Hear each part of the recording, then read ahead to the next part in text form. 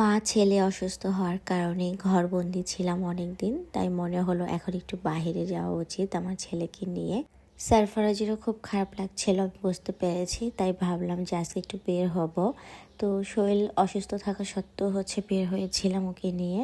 তো এই তো ওকে একটু হাঁটাচ্ছিলাম, ওর কাছেও খুব ভালো লাগছে। তো আমরা সন্ধ্যার দিকেই বের হলাম। অ্যান্ড এই তো ওর মিম্মির কোলে ও আবার উঠলো, কারণ ও যেহেতু অসুস্থ ছিল। এরপর আমরা প্রথমে গিয়েছিলাম মেডিসিন কেনার জন্য। দেন আমরা মেডিসিন কেনার পরে একটু ঘুরবো। দেন আমরা টেস্টি ট্রিটে গেলাম।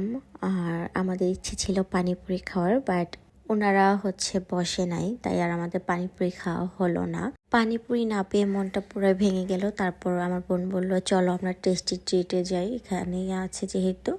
তো চলে গেলাম ওখানে। ওখানে গিয়ে আমরা এক প্লেট মোমো অর্ডার করেছিলাম, বাট মোমোটা আমার কাছে ভালো লাগেনি, ওর কাছেও ভালো লাগেনি।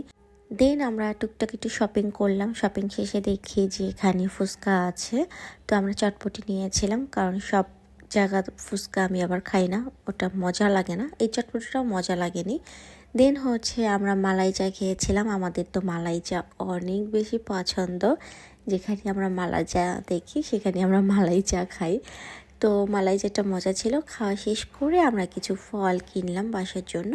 দেন আমরা বাসার জন্য রওনা দিয়ে দিলাম।